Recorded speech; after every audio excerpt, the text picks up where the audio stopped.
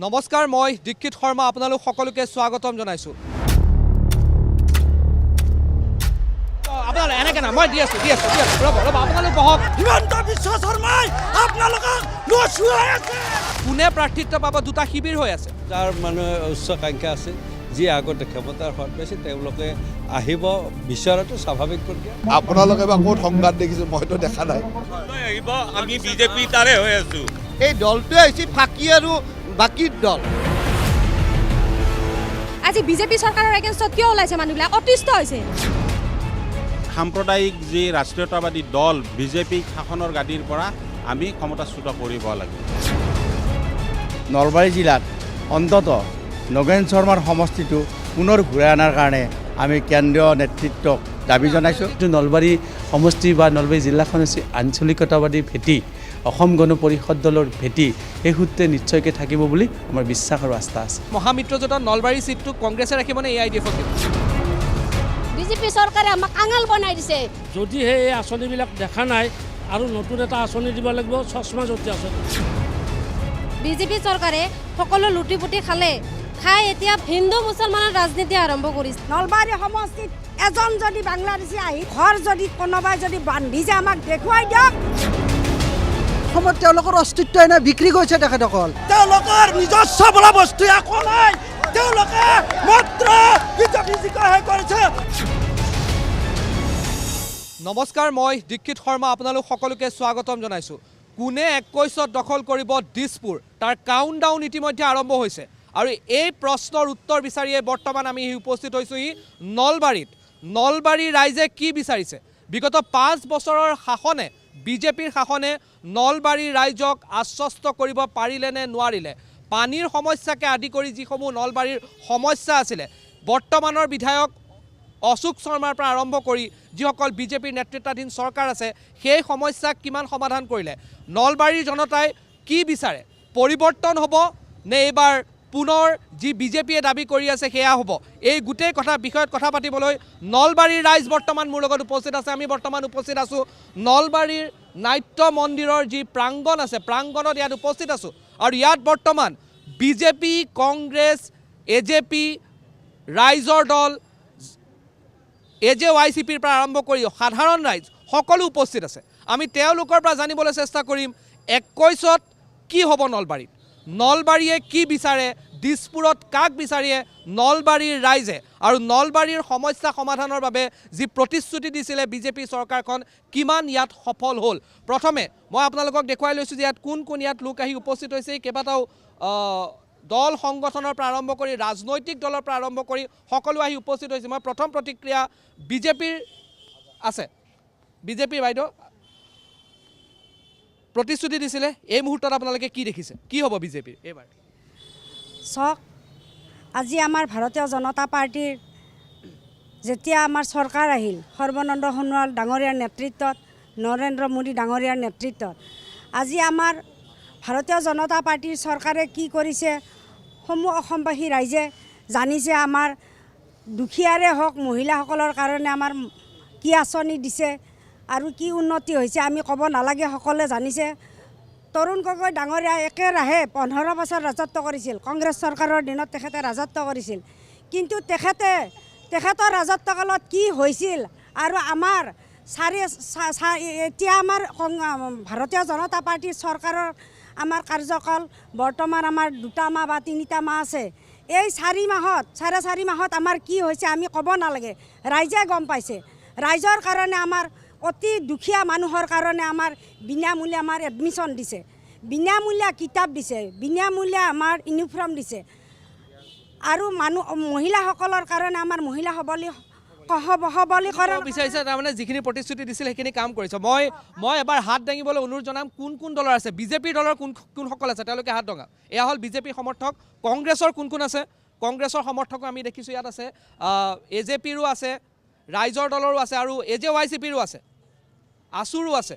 এইসকল প্ৰতিনিধি আছে। আমি তেওঁলোকৰ পৰা জানিব বিচাৰিম। কিন্তু ক'ৰবাত নহয় ক'ৰবাত নলবাৰীত যিমানেই দাবী কৰি নাথাকক, বিজেপিৰ ভিতৰ চৰাটো ক'ৰবাত নহয় ক'ৰবাত এটা কোনে প্ৰাৰ্থিত্ব পাব, দুটা শিবিৰ হৈ আছে। এফালে বৰ্তমানৰ বিধায়ক অশোক শৰ্মা, নে জয়ন্ত মল্ল বৰুৱা এইটো এটা চলি আছে। জয়ন্ত মল্ল বৰুৱাই ইয়াত আহি ঘোষণা কৰি গ'ল যে তেওঁ আৰু এতিয়া আৰু পৰ্যটন নিগমত থাকিব নোৱাৰে, কাৰণ তেওঁ নিৰ্বাচন খেলিব। নিজে নিজকে প্ৰাৰ্থী ঘোষণা কৰি থৈ ইতিমধ্যে কৈছিল। ক'ৰবাত নহয় ক'ৰবাত বিজেপিৰ মাজতো সংঘাত আছে। মই আহিব বিচাৰিছোঁ ছাত্ৰ সংগঠন আছুৰ সম্পাদক আছে, আপোনাৰ পৰা মই জানিব বিচাৰিছোঁ যি আপোনালোকে কি দেখিছে এই মুহূৰ্তত? প্ৰথম কথা হৈছে ৰাইজক আবুৱা ভৰাই এতিয়া লাভ নাই। প্ৰথম ৰাইজক সজাগ কৰি লৈ যাব লাগিব, আৰু আমি এনেকুৱা এখন চৰকাৰ বিচাৰোঁ, কাৰণ ইয়াৰ আগত আমি দেখিছোঁ যে ইয়াৰ আগত বিভিন্ন ধৰণৰ চৰকাৰ হ'ল, কিন্তু অসম চুক্তি পালন মানে আখৰে আখৰে পালন নকৰিলে। আমি এটাই কথা বিচাৰিছোঁ যে অসম চুক্তি মৰ্মে বিদেশী সমস্যা সমাধান হ'ব লাগে, আৰু তাৰ লগে লগে আমাৰ যি প্ৰাপ্য, আমাৰ অধিকাৰ আৰু প্ৰাপ্য আমাৰ সন্নিৱিষ্ট হ'ব লাগিব। তাৰ লগে লগে আমি বিচাৰোঁ যে নলবাৰীখন মানে যিহেতু শিক্ষাৰ নৱদ্বীপ, ইয়াত বিভিন্ন নিবনুৱা সমস্যাৰে ধৰি বিভিন্নজনে নিবনুৱা সমস্যা গ্ৰাহ কৰি উঠিছে। গতিকে এই নিবনুৱা সমস্যা কেনেকৈ সমাধান কৰিব পাৰি তাৰ পৰিকল্পনা কিন্তু ল'ব লাগিব। আমাৰ এই নিবনুৱা সমস্যা প্ৰধান সমস্যা, কাৰণ ইয়াত ঠাহ খাই আছে নিবনুৱা, কৰ্মসংস্থাপন নাই। গতিকে আমি এটা কথা বিচাৰোঁ, যিন দলেই নহওক, যে প্ৰথম নিবনুৱা সমস্যাক সমাধান কৰিব লাগিব। মই কংগ্ৰেছৰ প্ৰতিনিধিৰ ওচৰলৈ আহিছোঁ। বাইদেউ আপোনাৰ ওচৰলৈ আহিছোঁ। বিজেপিৰ ফালৰ পৰা কৈ থকা হৈছে যে তেওঁলোকে যিখিনি কাম কৰিছে, বিজেপিৰ প্ৰতিনিধিয়ে কৈছে যে তেওঁলোকে যিখিনি কাম কৰিছে তাৰ ওপৰতে এইবাৰ ভোট দিব আৰু পুনৰ জিকিব। কংগ্ৰেছৰ কি প্ৰতিক্ৰিয়া? কোনো পৰিস্থিতিত নহয়। অলপ আগতে যি ক'লে আমাৰ বিজেপি নেত্ৰীগৰাকীয়ে, মই এটা কথা ক'বলৈ খুজিছোঁ যে তৰুণ গগৈ চৰকাৰ 15 বছৰ শাসন কৰিছে, তেখেতে একো কৰা নাছিল নেকি? যদি একো কৰাই নাছিল তেতিয়াহ'লে 15 বছৰে ৰাইজে তেওঁক কিয় শাসনত আনিলে? তেওঁ ঠিক আছে বাৰু, তেওঁ কাম কৰা নাই, 5 বছৰ পিছত আকৌ 10 বছৰ, আকৌ 5 বছৰ এনেকৈ। কিন্তু আজি তৰুণ গগৈ ছাৰে যিখিনি স্কিম, যিখিনি আঁচনি কৰি থৈ গৈছিল, সেই আঁচনিখিনিকে তেওঁলোকে নতুনকৈ লেপ লগাই পেলাই সেইবিলাক মানে ৰাইজৰ মাজত আনিছে। আৰু যিখিনি মাজনী মামনি এইবিলাক যি আঁচনিবিলাক আছিল, যে আগতে আমাৰ প্ৰসূতিবিলাক যেতিয়া ভৰ্তি হয় ইমান ধুনীয়া পেকেজ দি পেলাই তেওঁলোকক মানে এটা শুভেচ্ছা, আৰু সেইটো এটা শুভেচ্ছা বুলি ক'লেও ভুল নহয়, গিফ্ট এটা দি পেলাই যি আনে, এই কিছুমান আঁচনি বন্ধ কৰি দিছে। কি কাৰণতে আঁচনিবোৰ বন্ধ কৰিলে? তেওঁলোকে নতুন কি আঁচনি দিলে? নতুন আঁচনিটো একো দিয়া নাই। আমাৰ তৰুণ গগৈ ছাৰৰ আঁচনিবিলাকে প্ৰলেপ দি পেলাই তেওঁলোকে নতুনকৈ নাম দি নতুনকৈ কাম কৰিছে। বাছ এইখিনিয়ে, তেওঁলোকৰ নতুন কাম কোনো নাই, আৰু ৰাইজৰ হকে তেওঁলোকে এতিয়ালৈকে একো কাম কৰা নাই। আৰু যদি কাম কৰিলে হয়, আজি ইমান দল সংগঠন কোনো পৰিস্থিতিত নোলালে হয়। এই দল সংগঠনবিলাকে আজি কি কৰিছে? আজি বিজেপি চৰকাৰৰ এগেইনষ্টত কিয় ওলাইছে? মানুহবিলাক অতিষ্ঠ হৈছে। তেওঁলোকে আজি নোটবন্দীৰ পৰাই হওক, আজি আজি চাওক আমাৰ যুৱক মৃত্যুমুখত পৰিব লগা হ'ল, গুলীয়াই হত্যা কৰিলে। আজি এনেকুৱা পৰিস্থিতি, আজি কিমান কি হৈছে, আৰু মই বেছি বিতংকৈ ক'বলৈ নাযাওঁ, সকলো ৰাইজে জানে। আমাৰ লগত এজেপিৰ প্ৰতিনিধি আছে। হয়, আপোনালোক নতুন দল, এই মুহূৰ্তত নলবাৰীত আপোনালোকে দেখিছে বিজেপিৰ কথা শুনিলে, আপোনালোকে আছুৰ কথা শুনিলে, কংগ্ৰেছৰ কথা শুনিলে, আপোনালোকৰ ৰোড মেপ কি? আছুৱে কৈ আছে যে ৰোড মেপ লাগে, ৰোড মেপ কিবা আছে নেকি আপোনালোকৰ? হয়, এই ক্ষেত্ৰত মই সৰ্বপ্ৰথমে আপোনালোক টাইমেটৰ নিউজ এডিটৰ দীক্ষিত শৰ্মা আৰু আমাৰ স্থানীয় সংবাদদাতা হীৰকজ্যোতিক ধন্যবাদ জ্ঞাপন কৰিছোঁ। এইকাৰণেই যে আপোনালোকে এই অনুষ্ঠানটো ইয়াত অনুষ্ঠিত কৰি আমাক মনৰ কথা দুআষাৰ কোৱাৰ কাৰণে সুবিধা দিছে। তো মই প্ৰথমে ক'ব বিচাৰিছোঁ যে জনসাধাৰণক চৰকাৰ এখনৰ কিয় প্ৰয়োজন হয়, বা চৰকাৰ এখন কিয় লাগে? চৰকাৰ এখন এইকাৰণেই লাগে যে জনসাধাৰণৰ সৰ্বস্তৰত সৰ্বদিশত নিৰাপত্তা প্ৰদান কৰাটোৱে চৰকাৰ এখনৰ প্ৰথম আৰু প্ৰধান উদ্দেশ্য হ'ব লাগে। কিন্তু আমি দেখি আহিছোঁ বিগত সুদীৰ্ঘ বছৰৰ পৰা আমি দেখি আহিছোঁ যে অসম আৰু অসমীয়া বাৰে বাৰে ৰাজনৈতিকভাৱে লাঞ্ছিত, বঞ্চিত আৰু নিষ্পেষিত হৈ আছে। সি কংগ্ৰেছ হ'ব পাৰে চৰকাৰ, বা বিজেপি হ'ব পাৰে। তো বিজেপিয়ে যেতিয়া অসমত শাসনভাৰ লৈছিলে তেতিয়া বিজেপিয়ে মাথো কৈছিলে যে এয়া শৰাইঘাটৰ শেষৰণ, জাতি মাটি ভেটিৰ আমি সুৰক্ষা প্ৰদান কৰিম। তেনেকুৱা তেওঁলোকে শ্লোগান দি কিনে তেওঁলোকে শাসনভাৰ লৈছিলে। আৰু তেওঁলোকে শাসনভাৰ অসমৰ নিচিনা ঠাইত, অসমৰ নিচিনা এখন ৰাজ্যত কেনেকৈ লৈছিলে? তেওঁলোকে মাথো এজিপি নামৰ অসম গণ পৰিষদ নামৰ যিটো দল আছিল, আঞ্চলিক দল, সেই দলটোৰ কান্ধত বন্দুক থৈ তেওঁলোকে গুলিয়াইছিল। আৰু আজি বিজেপিয়ে 5 বছৰ সম্পূৰ্ণ কৰাৰ সময় সমাগত। গতিকে এই 5 বছৰত বিজেপিয়ে কি কৰিলে অসমৰ ৰাইজে দেখিলে। নিত্য ব্যৱহাৰ্য সামগ্ৰীৰ আকাশলংঘী মূল্যবৃদ্ধি, পেট্ৰল ডিজেলৰ পৰা আদি কৰি চাৰিওফালে কেৱল এটা উন্নয়ন হোৱা নাই, কেৱল চাৰিওফালে অনুন্নয়ন হৈ আছে। আজি মানুহৰ ভয় শংকাত মানুহ বাহিৰত ওলাব নোৱাৰা হৈছে। গতিকে এই সকলোবিলাকৰ পৰা মুক্ত কৰিবলৈ হ'লে এই সাম্প্ৰদায়িক যি ৰাষ্ট্ৰীয়তাবাদী দল বিজেপিক শাসনৰ গাদীৰ পৰা আমি ক্ষমতাচ্যুত কৰিব লাগিব। মই পুনৰ আপোনাৰ ওচৰলৈ আহিম আৰু এই মুহূৰ্তত সকলোতকৈ ডাঙৰ প্ৰশ্ন হৈছে মই বিজেপিৰ কাৰ্যকৰ্তাসকলৰ ক্ষেত্ৰত আহিছোঁ। মই এইখিনি ক্ষেত্ৰত ক'ব বিচাৰিছোঁ যে ক'ৰবাত নহয় ক'ৰবাত আপোনালোকৰ মাজতো এটা আছে, কিন্তু কোন প্ৰাৰ্থী হ'ব? মই আহি আছোঁ, মই আপোনালোকৰ পৰা লৈ আছোঁ। মই যুৱ প্ৰজন্মৰ প্ৰাৰ্থিত্ব কেন্দ্ৰিক এফালে অশোক শৰ্মাৰো আছে বৰ্তমান, আৰু ইফালে ক'ৰবাত নহয় ক'ৰবাত জয়ন্ত মল্ল বৰুৱাই নিৰ্বাচনৰ খেলিমেলি কৈ আছে। এইটো ৰাজনৈতিক 90% বিজেপিয়ে এটা বস্তুৱে চিনি পায়, ফুলটো চিনি পায়। ফুল লৈ যোনে আহিব আমি তেওঁৰ প্ৰাৰ্থী লৈ তাৰমানে ডাঙৰ ঘটনা। প্ৰাৰ্থিত্ব কেন্দ্ৰিক বিজেপি যিটো শাসনত এতিয়া ওলাইছে সেইটো আপোনাৰ আমাৰ কাৰণে শুভ লক্ষণ। কাৰণ আপোনাৰ যদি প্ৰাৰ্থিত্ব কেন্দ্ৰিক বেলেগ দলত মানুহ কেণ্ডিডেটে নাই, তেতিয়াহ'লে তেখেতসকলৰ কোনো অস্তিত্ব নাই। কাৰণ আজি যদি কংগ্ৰেছত চাব লগা হয়, তেখেতসকলৰ যদি প্ৰাৰ্থীৰ নমিনেশ্যন দিয়া কেণ্ডিডেট নাই, তেতিয়াহ'লে দলত গণতন্ত্ৰ তেখেতসকলৰ নাই। তাৰমানে এজন চিলেক্ট কৰি থৈছে, আমাৰ দুজন বুলি নহয় আৰু মানে আপোনালোকে ক'ব বিচাৰিছে যে প্ৰাৰ্থী কোন হয় সেইটো ডাঙৰ কথা নহয়, বিজেপি দলৰ কাম কাজত মানুহে চাব। আপোনালোকে লৈ আহিব, আমি বিজেপি তাৰে হৈ আছোঁ। ভাৰত মাতা কি জয়। বিজেপিত ভিতৰচোৱাত কোনো ধৰণৰ প্ৰাৰ্থিত্ব কেন্দ্ৰিক নাই, কিন্তু এটা ডাঙৰ প্ৰশ্ন হৈছে যে নলবাৰীৰ যিকেইটা সমস্যা আছিলে সেই সমস্যা সমাধানত কিমান সফল হৈছে বিজেপি চৰকাৰখন। মই আছুৰ প্ৰতিনিধি ইয়াত আছে, সদৌ অসম ছাত্ৰ সন্থা আৰু AJYCPৰো প্ৰতিনিধি আছে। মই আছুৰ ওচৰলৈ আহিছোঁ যে এই আপোনাৰ ওচৰলৈ মই পুনৰবাৰ আহিছোঁ যে এই মুহূৰ্তত আপুনি কওক যে এই যি প্ৰতিশ্ৰুতি আছিলে, কোন নিৰ্বাচনত জিকিব, কাক ভোট দিব, সেইটো বাৰু সময়ত আৰু 2 মাহৰ ভিতৰত স্পষ্ট হৈ যাব যে কোনে চৰকাৰ কৰিব, কোনে দিছপুৰ দখল কৰিব, বিজেপিয়ে নে কংগ্ৰেছে নে কোনে কৰিব। কিন্তু যিখিনি প্ৰতিশ্ৰুতি আছিলে সেই প্ৰতিশ্ৰুতি পালনত আপোনালোকে কি দেখে? নহয়, প্ৰথম বিজেপিৰ প্ৰতিশ্ৰুতি কি আছিল যে অসম চুক্তিক আখৰে আখৰে পালন কৰা হ'ব আৰু বিদেশী সমস্যা সমাধান কৰা হ'ব। এই অসম চুক্তিক নস্যাৎ কৰি কাজ আপি দিলে। গতিকে আমি এটা কথাই বিচাৰোঁ যে যি ভিজন ডকুমেণ্টত আপোনালোকৰ প্ৰতিশ্ৰুতি আছিলে, প্ৰতিশ্ৰুতি ক'লৈ গ'ল আৰু প্ৰতিশ্ৰুতি পালন কৰাত ব্যৰ্থ। গতিকে আমি এটা কথাই বিচাৰোঁ যে অসম চুক্তি মৰ্মে অসমৰ বিদেশী সমস্যা সমাধান হ'ব লাগিব, তাৰ লগে লগে নিবনুৱা সমস্যাও কিন্তু সমাধান হ'ব লাগিব। AJYCPৰ আপুনি হয়, আপোনালোকৰ কি মত? হয়, আমি ক'ব বিচাৰিছোঁ অসম জাতীয়তাবাদী যুৱ ছাত্ৰ পৰিষদে আৰম্ভণিৰ পৰা আমি বিৰোধিতা কৰি আহিছোঁ। এই যি জাতিধ্বংসী আইনখন, এই আইনখন আমি বিৰোধিতা কৰিছোঁ। আমি বিজেপি চৰকাৰখনে যি বিদেশী খেদাৰ কথা কৈ কিনে ৰাজপাট দখল কৰিছে, ৰাজপাট দখল কৰি তেখেতসকলে কৰিছে ওলোটাহৰ মাৰিছে, তেখেতসকলে কৰিছে বিদেশীক ৰঙাদলিচা পাৰি দিছে।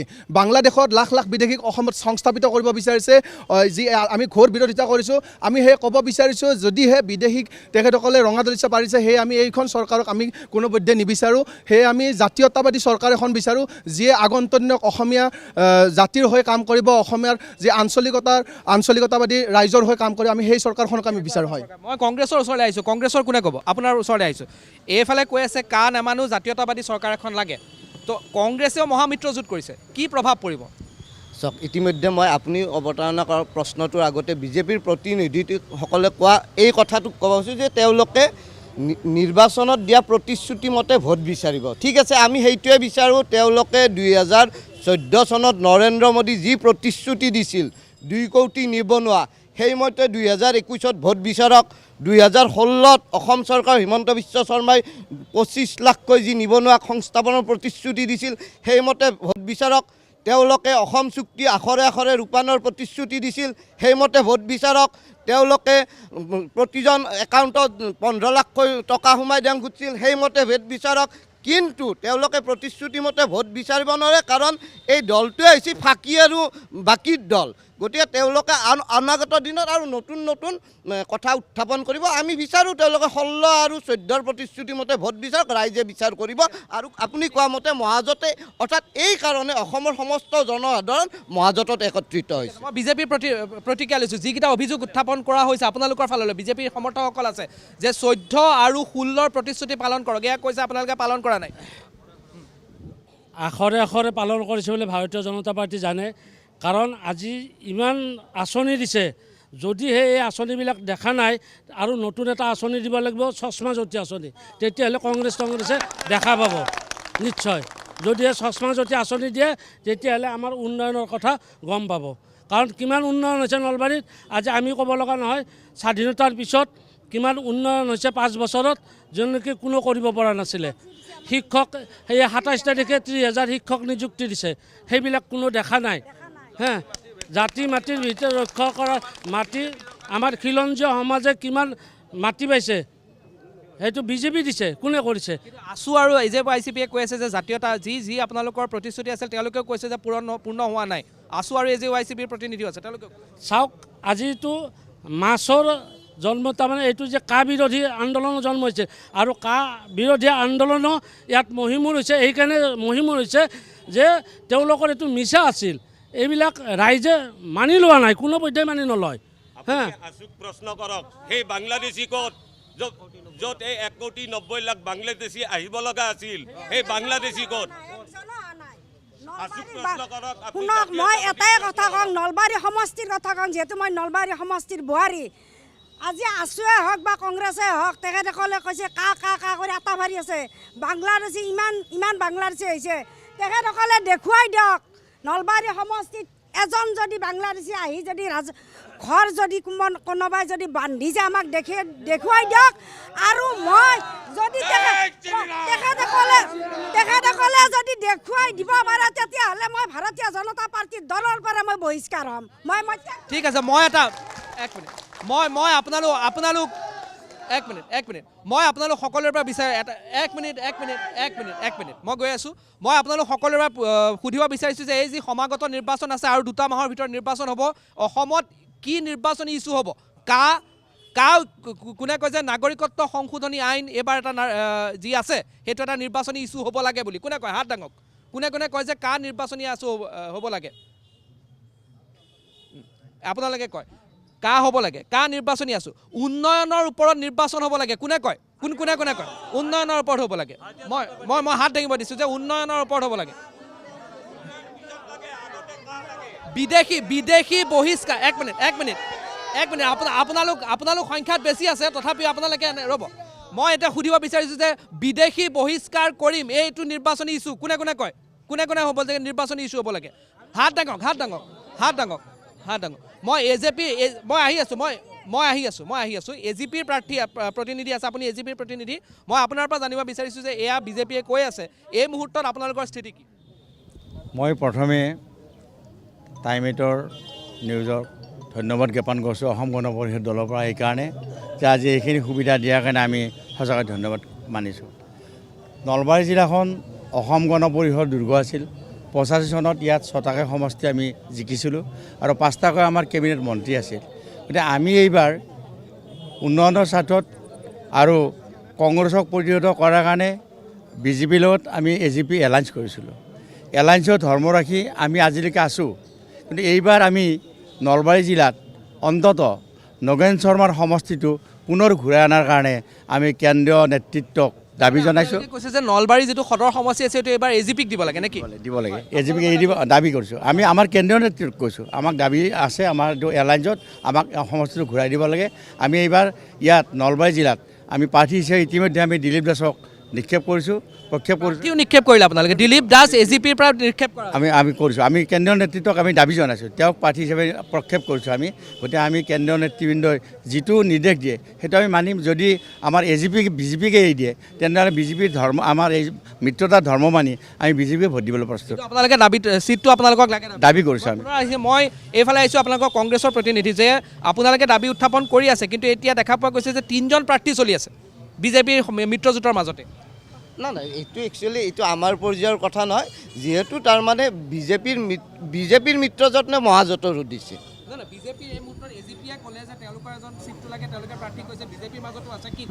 তো এই ক্ষেত্ৰতো তেওঁলোকৰ মিলে নাই। গোটেই তেওঁলোকৰ যিটো ঐক্যবদ্ধতা তেওঁলোকৰ মিল নাই। বিভিন্ন ক্ষেত্ৰত তেওঁলোকৰ নিজা প্ৰাৰ্থী মানে সেই আছে। আৰু আটাইতকৈ ডাঙৰ কথা যে বিজেপিয়ে মিত্ৰজোঁটৰ ধৰ্ম পালন কৰা নাই। মই AJP বা বিজেপিৰ মিত্ৰজোঁটৰ দলসকলক ক'ম যে আপোনালোক কিন্তু বিজেপিয়ে গিলিব চেষ্টা কৰি আছে। প্ৰতিটো আঞ্চলিক শক্তিকে বিজেপিয়ে গোগ্ৰাহে গিলি আছে আৰু এতিয়াহে কয়।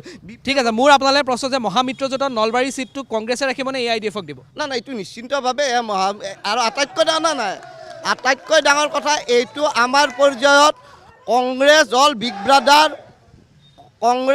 Big brother. গতিকে সেই হিচাপে এই গোটেই অসমতে বিগ ব্ৰাদাৰৰ ভূমিকা কংগ্ৰেছে পালন কৰিব আৰু এই বিষয়ে সিদ্ধান্ত আমাৰ শীৰ্ষ নেতৃত্বই ল'ব। আৰু আটাইতকৈ য'ত বেছি আমাৰ ভোট আছে সেই হিচাপে বিগ ব্ৰাদাৰৰ ভূমিকা প্ৰতিটো সমষ্টিত পালন কৰিব। বাইদেউ আপোনালোকে কি ক'ব? আপোনালোকৰ কাৰোবাৰ কিবা ক'বলগীয়া আছে? বাইদেউ আপুনি কিবা ক'ব? নলবাৰীৰ যি নিৰ্বাচনী ইছ্যুটো আছে আপুনি কি ক'ব বিচাৰে? মই ভাবিছোঁ এইবাৰ আমাৰ নলবাৰীত কংগ্ৰেছে দখল কৰিব। কংগ্ৰেছে দখল কৰিব। আপুনি কিবা ক'ব বিচাৰিব? আপোনাৰ আমাৰ নলবাৰীত কংগ্ৰেছে দখল কৰিব। আপুনি প্ৰথম কথা হ'ল বৰ্তমান যিটো পৰিস্থিতি হৈছে বিজেপিয়ে মানে বহুত ভাল কাম কৰিছে। কংগ্ৰেছ দলৰ পৰাই গৈ হিমন্ত বিশ্ব মানে বহুত ভাল কাম কৰিছে, কিন্তু এতিয়াৰ কাম বৰ্তমানৰ কাম হ'ল জাতি মেটি ভেটি আমি বচাব লাগে। আমাৰ প্ৰত্যেকজন নাগৰিকৰ এটা মেইন কাম হ'ব জাতি মাটি ভেটি বচোৱাটো। এতিয়া আমি আমাৰ অসম দেশৰ আমি অসমীয়া বুলি ক'বৰ কাৰণে অসমীয়া ভাষা পাহৰি যাব লাগিব। এতিয়া আমি বেংগলী ভাষা ক'ব লাগিব। সেয়েহে মই আমাৰ এই যিটো ভেটি এই ভেটি আমাৰ যাওঁ অৱস্থা আমাক প্ৰতিশ্ৰুতি দিছিল যে আমি জাতি মাটি ভেটি আমি তাৰমানে বচাম। আমাৰ পৰা তালিতৰ পৰা 16 তাৰিখে তালিতৰ পৰা বান্ধিব লাগিব, মানে বিদেশীয়ে যাব লাগিব। আমাক মিছা প্ৰতিশ্ৰুতি দি আমাক তাৰমানে আমি ভোট দি আমি চৰকাৰখন বনাইছিলোঁ, ৰাইজে বনাইছিলোঁ। কিন্তু এতিয়া যেতিয়া দেখা পালোঁ যে তাৰমানে আমাৰ গোটেই আমাৰ মূল্যৱান বস্তুবিলাক এপদ কৰি গৈয়ে আছে। এতিয়া আমাৰ অসমীয়া জাতিটোকো শেষ কৰিব। আমাৰ মহিলাৰ নিশ্চয়তা নাই, আমি ৰাতি ওলাব নোৱাৰা হৈছোঁ। বৰ্তমান আমাৰ এতিয়া আমি ৰান্ধনী ঘৰত যাব নোৱাৰা হৈছোঁ। মূল্য বৃদ্ধি, পেট্ৰল ডিজেলৰ যিমান মূল্য বৃদ্ধি হৈছে বৰ্তমান, তাৰমানে এতিয়া আৰু আমাৰ হাততে একো নাই। আমাক কাঙাল বনাই দিলে বিজেপি চৰকাৰে, আমাক কাঙাল বনাই দিছে। ৰাইজ আপোনালোকে বিচাৰ কৰিব, অহা নিৰ্বাচনত আপোনালোকৰ আঙুলিয়ে কাক দিব কাৰ চৰকাৰ বনাব ৰাইজে ক'ব, সেইটো ৰাইজে বনাব চৰকাৰ। এইবাৰ মই আহিম, AJPৰ প্ৰাৰ্থী আছে, প্ৰতিনিধি আছে, মই তেওঁলোকৰ ওচৰলৈ আহিম। এই মুহূৰ্তত আপোনালোকে কি ক'ব? সংখ্যাত বহুত বেছি আছে আপোনালোক, তথাপি আপুনি কি ক'ব? আমাৰ প্ৰথম কথা হ'ল উন্নয়ন, আৰু যিটো দলে আজি অসম বচাও অভিযান লৈছে সেই দলটোৱে 55 বছৰ অসম শাসন কৰিছে। 55 বছৰ শাসন কৰাৰ পিছত এতিয়া আৰু অসম বচাবৰ কাৰণে অভিযান ল'ব লাগে নেকি? আপুনিয়ে কওক। বিজেপিয়ে অলৰেডি এটা গুৰুত্বপূৰ্ণ প্ৰশ্ন আপোনালোকেও আছে যে 2014 কৈছিল যে 16 মে के बाद सारे बांग्लादेशियों को जाना होगा। আকৌ ক'লে যে 14 31 মাৰ্চলৈকে 31 ডিচেম্বৰলৈকে আহিব লাগিব। প্ৰশ্ন আপোনালোকৰ ওপৰতো আহে, এতিয়া কোনটো সঁচা? হিচাপত যাব নে অসাংবিধানিক হিচাপত যাব? ভাৰততো এখন সংবিধান আছে, এইটো এটা শ্লোগান আছিল। সেই শ্লোগান বন্ধ হৈ থকা নাই, কাম চলি আছে। আৰু যদি 16 মেত আমি গোটেই বিদেশীক মাৰি খেদি দিলোঁ, সেইটো অসাংবিধানিক হ'লে। গতিকে ভাৰতবৰ্ষ সদায় সংবিধান হিচাপতহে চলে। বিদেশী চিনাক্ত কৰিব লাগিব, তাৰপিছত সেই বিদেশীক অসমৰ পৰা বহিষ্কাৰ কৰিব লাগিব। আৰু ভাৰতীয় জনতা পাৰ্টীৰ নেতৃত্বত বিগত কংগ্ৰেছ চৰকাৰে 70 বছৰ পিছত আজি কংগ্ৰেছ বা সকলে কৈছে যে বিদেশীৰ ইছ্যুলৈ নিৰ্বাচন খেলিব, কিন্তু বিদেশীৰ ইছ্যুলৈ নিৰ্বাচন খেলাত তেওঁলোকৰ অধিকাৰ নাই। অভিযোগ কংগ্ৰেছৰ বাইদেউৰ ফালৰ পৰা অভিযোগ উত্থাপন কৰা হৈছে যে মহিলাসকলৰ সুৰক্ষাক লৈ পেলাই ক'ৰবাত নহয় ক'ৰবাত প্ৰশ্ন উত্থাপন কৰিছে। যে বাইদেউ আপুনি কৈছিল যে মহিলাৰ সুৰক্ষাক লৈ ক'ৰবাত নহয় ক'ৰবাত প্ৰশ্ন আছে। কি মই এইটো মই এগৰাকী মহিলাৰ পৰা উত্তৰ বিচাৰিছোঁ। বাইদেউ আপুনি ক'ব, কোনে ক'ব? আপুনি ক'ব। শুনক, কংগ্ৰেছৰ মহিলাগৰাকী তেখেতে কৈছে যে মহিলাৰ সুৰক্ষা নাই। তেখেতে দেখুৱাই দিয়ক আমাৰ নলবাৰী সমষ্টিত কি মহিলা অসুৰক্ষিত হৈ পেলাই আমাৰ বেজ্জাতি হৈছে, আমাক তেখেতে দেখুৱাই দিয়ক। আৰু তেখেতে যদি দেখুৱাই দিব নোৱাৰে, তেখেতে এনে ক'লে কেনেকৈ হ'ব? আমাৰ মহিলাৰ সুৰক্ষা নাই। কওকচোন আপুনি কওক, আপোনাক কোনদিনা আপুনি বিপদত পৰিছে বা কোন মহিলা বিপদত পৰিছে কওক। আপুনি এনাই নক'ব, আপুনি মিছা কথা নক'ব। আপুনি কি মহিলাৰ কি সুৰক্ষা হোৱা নাই কওক। মই এতিয়া অকণমান জাতীয়তাবাদী সংগঠনৰ ওচৰলৈ আহিছোঁ। AJYCPৰ আপুনি AJYCPৰ হয়। আপোনাৰ পৰা এই গোটেই আপুনি ইতিমধ্যে শুনিলে, সকলো ৰাজনৈতিক দলৰ মন্তব্য শুনিলে, কংগ্ৰেছৰ শুনিলে, বিজেপিৰ শুনিলে, AJPৰ শুনিলে, সকলো শুনিলে। এই মুহূৰ্তত নলবাৰীৰ সমস্যা সমাধানত কোনে বেছি গুৰুত্ব দিছে বা কি হ'ব, কি হৈছে, আপুনি কি ভাবে? আমি শুনিলোঁ আপোনালোকে এটা ধুনীয়া অনুষ্ঠান কৰিছে জনমত 2021, ভাল লাগিছে আমাৰ অনুষ্ঠানটোত। আমিও বিচাৰোঁ এখন চৰকাৰ হওক, যিখন চৰকাৰে জাতি মাটি ভেটিৰ কথা কৈ এখন চৰকাৰে যিহেতু শাসনভাৰ দখল কৰিছে, শৰাইঘাটৰ শেষ ৰণ বুলি কৈ এখন চৰকাৰে ইয়াতে শাসনভাৰ দখল কৰিছে। আৰু ইতিমধ্যে যিহেতু এই গোটেই কথাটো বিজেপিয়ে কৈছে যে বিভিন্ন ধৰণৰ আঁচনি তেখেতসকলে প্ৰস্তুত কৰিছে। নিশ্চয় সৰ্বসাধাৰণ ৰাইজৰ কাৰণে এখন চৰকাৰৰ আঁচনি প্ৰস্তুত কৰি দিয়াটো এখন চৰকাৰৰ দায়িত্ব, আৰু সৰ্বসাধাৰণ ৰাইজে সেই আঁচনি পোৱাটো এখন চৰকাৰৰ দায়িত্ব। আৰু সেইকাৰণে ইয়াত আঁচনি কোনে কিমান আঁচনি ইয়াত প্ৰস্তুত কৰিছে, কিমান আঁচনিবিলাক কোনে কিমান পাইছে, চৰকাৰৰ দায়িত্ব এইটো জনাওক, কাৰণ যিহেতু এই সৰ্বসাধাৰণ ৰাইজৰ চৰকাৰে সেই আঁচনিসমূহ এখন চৰকাৰে নিশ্চয় ইয়াত বিতৰণ কৰে, গোটেই কথাবিলাক থাকিব ইয়াত। যিহেতু আমাৰ প্ৰথম কথাটো হৈছে যে এখন চৰকাৰ, যিখন চৰকাৰে অসমৰ জাতি মাটি ভেটি ৰক্ষাৰ কথা কৈছিলে, ইতিমধ্যে ভাৰতৰ প্ৰধানমন্ত্ৰী এজনে অসমৰ মাটিত থিয় হৈ তেখেতে অসমৰ পৰা বাংলাদেশী তালিটোপলা বান্ধি দিয়াৰ কথা কৈছিলে। 16 তেখেতে কৈ গৈছিলে যে তালিটোপলা বান্ধিব, আমাক এবাৰ আপোনালোকে আমাক দিয়ক, আমাক আপোনালোকে শাসনভাৰ দিয়ক, আমি যিমান বাংলাদেশী আছে অসমৰ পৰা খেদি পঠিয়াম, অসমত থকাই হওক বা অসমৰ পৰা অহা কথাটো আহি পৰা নাই। তাৰপিছত তেখেতসকলে এখন আইন আনিলে, ইতিমধ্যে কেব কৰিলে, কেবৰ পৰা তেখেতসকলে কৰিলে, কৰাটো তাত ইতিমধ্যে অসমৰ সৰ্বস্তৰৰ ৰাইজে এই কাখন ইতিমধ্যে প্ৰতিবাদ কৰিছে।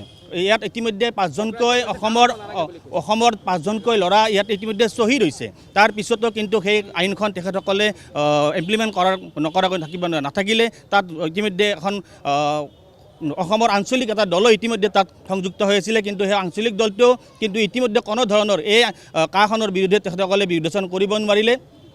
আৰু লগে লগে এটা কথা হৈছে, ইতিমধ্যে যিহেতু ভাৰতৰ যিজন বৈদেশিক মন্ত্ৰী আপোনাৰ ৰাজনাথ সিং ডাঙৰীয়া আহি অসমৰ মাটিত থিয় হৈ যি নদী বান্ধৰ কথা কৈছিলে, নদী বান্ধ ইয়াত প্ৰস্তুত হ'ব নালাগে বুলি কৈছিলে, কিন্তু আজি সেই নদী বান্ধ প্ৰস্তুত কৰাৰ কাৰণে তেখেতসকলে যি ইতিমধ্যে যি কৰোণাৰ সময়ত তেখেতসকলে নদী বান্ধ একদম সম্পূৰ্ণ কৰাৰ যি এক যোজনা চলাইছিলে, সেয়াও তাত ইতিমধ্যে প্ৰতিবাদ সাব্যস্ত কৰিছে। লকডাউনৰ সময়ত তেখেতসকলে বিভিন্ন পন্থাৰ তেখেতসকলে কিন্তু এইবিলাক কাম কৰাৰ কাৰণে আগবাঢ়ি গৈছিলে। সেইকাৰণে আমি বিচাৰিছোঁ যে এখন চৰকাৰ হওক, যিখন চৰকাৰে অসমৰ সৰ্বসাধাৰণ ৰাইজৰ যিবোৰ সমস্যা আছে, সমস্যাসমূহ সমাধানৰ ক্ষেত্ৰত তেখেতসকলে আগভাগ লওক। অসমৰ সৰ্বসাধাৰণ ৰাইজে কি বিচাৰিছে, আমি কি বিচাৰিছোঁ, অসমীয়া জাতি মাটি ভেটি, অসমৰ জাতীয় সংস্কৃতি, অসমৰ গোটেই কলা সংস্কৃতিসমূহ ৰক্ষা হওক। তাৰ ইতিমধ্যে যিখিনি ইতিমধ্যে অসমত ধৰক অসমত যি বিদেশী সমস্যাৰ কাৰণে ইতিমধ্যে 855 জন শ্বহীদ হৈছিলে, অসম আন্দোলন হৈছিলে, তাৰপিছত আন্দোলন হ'ল, কিন্তু তাৰ ক্ষেত্ৰত কিন্তু অসমত থকা এখন চৰকাৰেও কিন্তু তেখেতসকলে ইয়াৰ কিন্তু কোনো ধৰণৰ সমস্যা সমাধান কৰাৰ ক্ষেত্ৰত তেখেতসকলে কোনো ধৰণৰ কাম নকৰিলে। মই আছুৰ প্ৰতিনিধিৰ ওচৰলৈ আহিছোঁ। আছুৰ, আপুনি ক'ব এই ক্ষেত্ৰত আপোনালোকৰ মতটো মই জানিব ল'ব বিচাৰিছোঁ। এইকাৰণে মই এক মিনিট এইকাৰণে জানি ল'ব বিচাৰিছোঁ, ৰাজনৈতিক দলসমূহেতো ৰাজনৈতিক কথা ক'ব, কিন্তু আছু আৰু জাতীয়তাবাদী যুৱ ছাত্ৰ পৰিষদ যিসকল আছে তেওঁলোকে অসমৰ স্বাৰ্থৰ ক্ষেত্ৰত সদায় মাত মাতি আহে। তো এই ক্ষেত্ৰত মই আপোনাৰ পৰা জানিব বিচাৰিছোঁ, নলবাৰী বুলি নহয়, গোটেই অসমত যিখন চৰকাৰে 2016 আহিছিলে, সেই চৰকাৰখনক লৈ আজিৰ তাৰিখত নলবাৰীবাসী বুলি নহয়, এজন অসমবাসী হিচাপে আপুনি কি কয়? প্ৰথম কথাটো হৈছে, ৰাইজক যি আমাক প্ৰতিশ্ৰুতি দিছিলে, প্ৰতিশ্ৰুতি পালন হ'ব লাগিব, পালন কৰাত ব্যৰ্থ। প্ৰথম কথা যে অসম চুক্তি মৰ্মে অসমৰ বিদেশী সমস্যা 1971 চনৰ 25 মাৰ্চত অহা, 25 মাৰ্চৰ পিছত অহা কোনো বিদেশীৰ বজা আমি ল'ব নিবিচাৰোঁ, আৰু এইটো প্ৰতিবাদ হৈছে। তাৰপিছত আন্দোলনৰ সময়ত 5জনকৈ ফুলকুমলীয়া ছাত্ৰক ৰাজপথত গুলীয়াই হত্যা কৰিলে। এই ক্ষেত্ৰত এইখন চৰকাৰ কি? আচলতে খিলঞ্জীয়া বিৰোধী এখন চৰকাৰ। গতিকে খিলঞ্জীয়া বিৰোধী চৰকাৰ এখনক আমি এটা কথাই বিচাৰোঁ যে ৰাইজৰ নিৰাপত্তা হ'ব লাগিব, আৰু আমি কোনো কালে নামানো, আৰু অনাগত দিনতো আমি কাৰ বিৰুদ্ধে আমি সংগ্ৰাম অব্যাহত ৰাখিম। আপোনাৰ পৰা মই জানিব বিচাৰিছোঁ, আপুনি এই গোটেই শুনি আছে, আপোনালোকে কি ক'ব? প্ৰথমতেতো আপোনালোকৰ নিউজ চেনেলক ধন্যবাদ জনাওঁ এনেকুৱা এটা কাৰ্যসূচী লোৱাৰ বাবে। আৰু বৰ্তমান যি চৰ্চা চলি আছে, এই চৰ্চাত যি উন্নয়ন বা চৰকাৰ দুৰ্নীতি বা কোন চৰকাৰ হ'ব, কোন MLA হ'ব, এনেকুৱা ধৰণৰ যিটো কথা হৈছে, তো আমি আগত বহুত চৰকাৰ দেখিছোঁ, অসম গণ পৰিষদৰ চৰকাৰ দেখিছোঁ, কংগ্ৰেছৰ চৰকাৰো দেখিছোঁ, আৰু ভাৰতীয় জনতা পাৰ্টীৰো এই 5 বছৰ চৰকাৰ আমি দেখিছোঁ।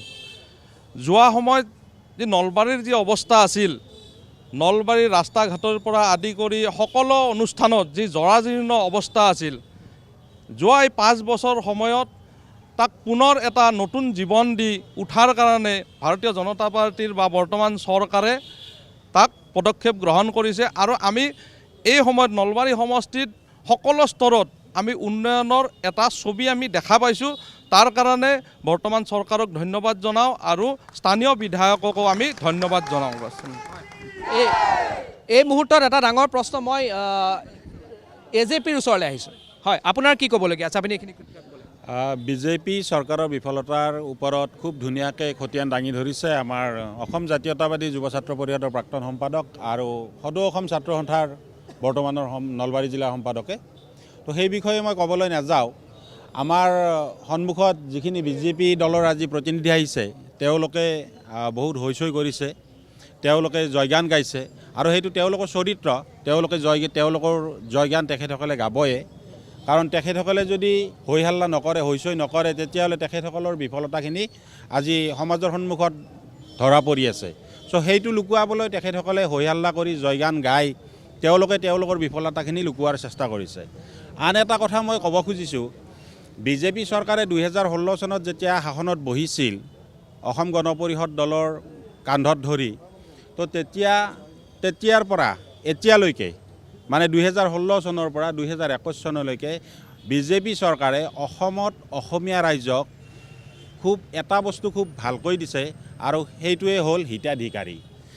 বিজেপি চৰকাৰে কেৱল মাত্ৰ হিতাধিকাৰীৰ সৃষ্টি কৰি গৈছে আৰু যেতিয়া এখন ৰাজ্যত হিতাধিকাৰীৰ সংখ্যা দিনক দিনে বাঢ়ি গৈ থাকে তেতিয়া এটা জাতি বা সেই ৰাজ্যৰ জনসাধাৰণ পংগু হৈ যায়। আমি অসম জাতীয় পৰিষদে বিচাৰিছোঁ আমাক হিতাধিকাৰীৰ প্ৰয়োজন নাই।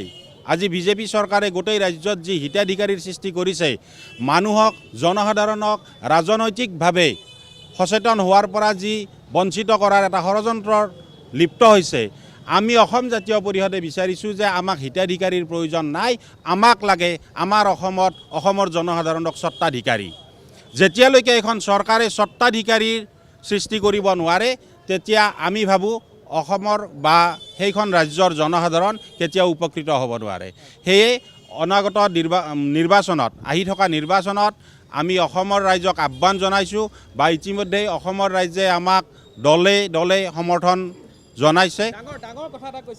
হয়, স্বত্বাধিকাৰী এইটো ডাঙৰ কথা এটা এই মুহূৰ্তত কৈছে। বিজেপিৰ ফাললৈ মই আহিছোঁ যে হিতাধিকাৰী নহয় স্বত্বাধিকাৰী লাগে, অৰ্থাৎ মাটিৰ অধিকাৰ লাগে বা যি স্বত্বাধিকাৰী হয় তেনেকুৱা লাগে। কি ক'ব? অসমত ভূমিপট্টা খিলঞ্জীয়া ভূমিপট্টা বিজেপি চৰকাৰে দিছে আৰু আৰ্থিকভাৱে যিসকল দুৰ্বল জনসাধাৰণ আছে তেওঁলোকক আগবঢ়াই অনাৰ কাৰণে হিতাধিকাৰী সৃষ্টি কৰিছে আৰু হিতাধিকাৰী সৃষ্টি কৰি অসমৰ জনগণৰ আৰ্থিক অৱস্থাটো সবল কৰি স্বত্বাধিকাৰী কৰিব পাৰিব। একেদিনাই তেওঁলোকে মালিক কৰিব নোৱাৰে। ক'ৰ পৰিব? চান্দা তুলি কৰিব নেকি? চান্দা তুলিটো মানে স্বত্বাধিকাৰী বনাব নোৱাৰে। গতিকে অসমৰ উন্নয়নৰ জৰিয়তে আজি বিৰোধী দলে কোনো বিদেশী ইছ্যু লৈ ৰাজনীতি কৰিব নোৱাৰে। এইকাৰণে নোৱাৰে, আজি ভাৰত বাংলাদেশ সীমান্ত বিগত 70 বছৰ পিছত বিজেপি চৰকাৰে তাৰ চিল কৰিছে।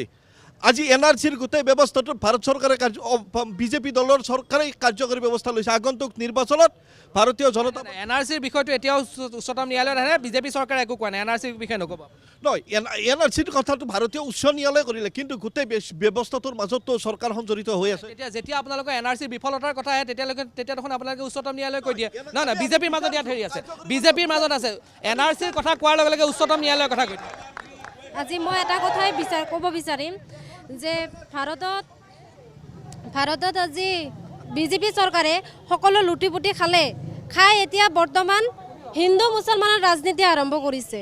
হিন্দু মুছলমানৰ ৰাজনীতি আৰম্ভ কৰি আজি হিন্দু মানুহৰ প্ৰতি মুছলমান মানুহৰ প্ৰতি যিখিনি মৰম আছিল, আমাৰ অসমীয়া এজন মানুহে আন এজন মানুহৰ প্ৰতি হিংসাৰ মনোভাৱ এটা উৎপন্ন কৰি তুলিছে। আজি এইখিনিয়ে কৈ কিনে মই হেৰি কৰিম। হিংসাৰ ভাৱ আহিছে।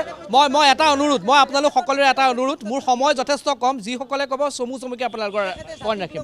এটা কথা তেখেতে যে কৈছে হিন্দু মুছলমানৰ ৰাজনীতি কৰা বুলি, নলবাৰী সমষ্টিতো মাইনৰিটি ভোট বহুত আছে। আমি ৰাতি 12টা-1টালৈকে ফুৰি আছোঁ। মোৰ ঘৰ মাইনৰিটি এলেকাত, মই হিন্দু ল'ৰা, কিন্তু এতিয়ালৈকে কোনো এজন মাইনৰিটি মানুহে এতিয়ালৈকে কোনো বিপদত পৰা নাই। আৰু প্ৰথম কথা এইটোৱে আমাৰ চৰকাৰে যি অৰুণোদয় আঁচনি হওক বা আমাৰ অৰুণোদয় আঁচনি হওক বা যিকোনো আঁচনি হওক, প্ৰত্যেক আঁচনিত মাইনৰিটিৰ সংখ্যা আমি যথেষ্টখিনি দিছোঁ আৰু তাৰে যদি প্ৰমাণ লাগে আমি আপোনালোকক দিব আমি ৰাজি আছোঁ।